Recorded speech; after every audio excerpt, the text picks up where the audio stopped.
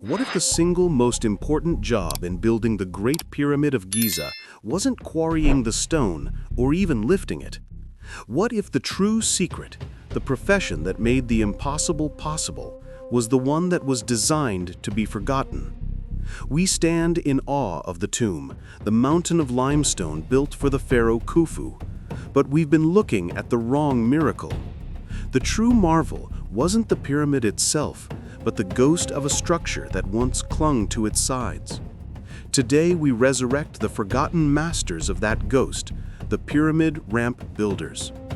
Imagine the Giza Plateau not as the quiet, sandy expanse we see today, but as the busiest construction site on Earth.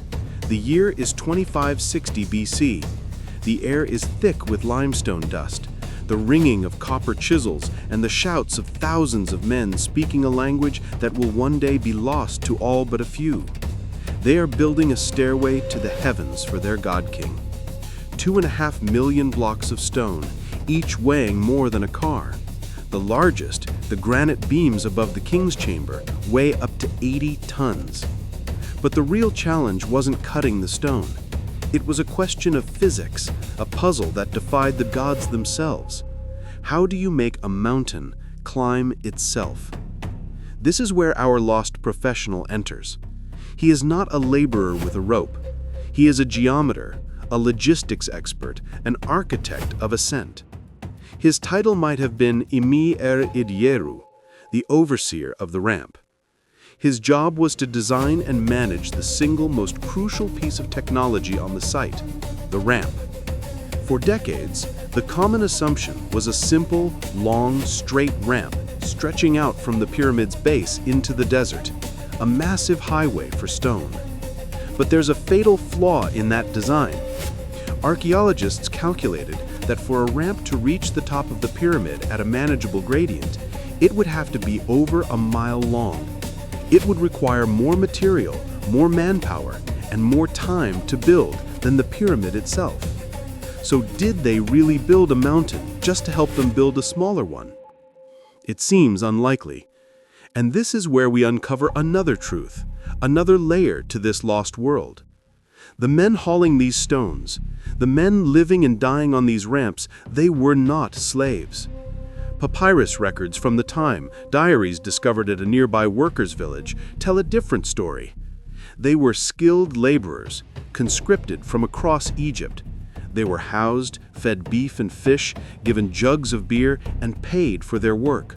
They took pride in their craft, forming gangs with names like the Drunkards of Menkaure. So if they weren't slaves being whipped into submission, but a professional, organized workforce, they would have demanded the most efficient, the safest, and the most ingenious solution. Who were these men? The answer changes everything we think we know about ancient Egypt. The overseer of the ramp would have considered many options. Perhaps a zigzag ramp, switching back and forth up one face of the pyramid. This would be shorter, but presents a terrifying new problem: cornering. How do you pivot an 80-ton block of granite on a narrow, elevated hairpin turn? One mistake, and the block, the sled, and the men pulling it would be wiped from existence. Every design solved one problem, but created a new, more dangerous one. It seemed an impossible choice, until you start to consider the one place almost no one thought to look for centuries. A radical theory, proposed by architect Jean-Pierre Houdin, suggests the answer was there all along, hidden from sight. Imagine this. For the first third of the pyramid's height, they used a short external ramp to get the project started and bring in the largest blocks. But then the ramp builders did something extraordinary. They began building the main ramp inside the pyramid, a spiraling internal corridor, a secret highway ascending just behind the outer casing stones. As the pyramid grew taller, so did this hidden tunnel. What if the ramp wasn't on the outside at all? What if the secret path to the heavens was built inside the very structure it was meant to create? This changes our image of the ramp builder entirely. He is no longer just an earth mover, but a master of interior construction, working in tight, dark spaces. His raw materials were mud brick and tafla, a type of gypsum mortar that, when wetted, became incredibly slick. Sleds carrying multi-ton blocks could glide over this surface with far less friction. But the logistics are staggering. Thousands of men hauling in near darkness, navigating a 7% grade. Water had to be hauled up to lubricate the surface. And what happens when a single wooden roller cracks or one rope snaps under the immense strain? On the ramp, a small mistake didn't just mean project delays. It meant death, a cascade of stone and bone deep within the Pharaoh's tomb.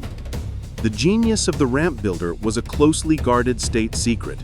The specific angles, the load-bearing calculations for the mud brick structure, the precise mixture of the tafla mortar. This was the most advanced engineering of its age. This knowledge was their power. It was likely passed down through guilds or family lines, a sacred trust whispered from master to apprentice on the windswept Giza plateau, not written on papyrus for rival nations to find. And so, when the final pyramidion, the golden capstone, was set in place, the ramp builder's job wasn't finished. It had just entered its most mysterious phase. They had to make their work disappear. The external ramps were dismantled, the millions of mud bricks repurposed for other buildings or simply reclaimed by the desert. If an internal ramp existed, the entrance would have been sealed, the corridor left in eternal darkness. They built the most enduring monument in human history, and then they meticulously, intentionally erased the evidence of how they did it. Why?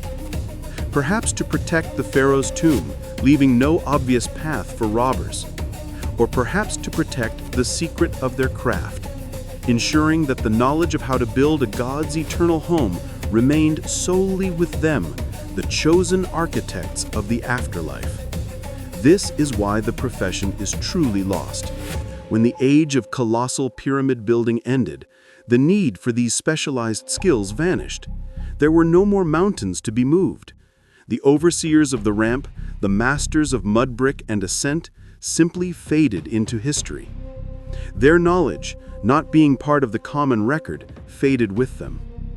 All we have left is the result of their genius, a perfect mountain of stone, with no visible way it could have gotten there. They were the invisible architects, the creators of the path who vanished once the destination was reached. Their legacy is the world's greatest mystery, a monument not just to a pharaoh, but to a job so secret, its disappearance was part of the design. So what do you think? Was it a single, massive external ramp? A hidden internal spiral? Or another method we haven't even considered? What other secrets are still locked away inside those ancient stones? Let us know your theory in the comments below. And if you enjoy uncovering the stories of forgotten masters and their vanished worlds, make sure you subscribe to Lost Professions for more journeys into the past.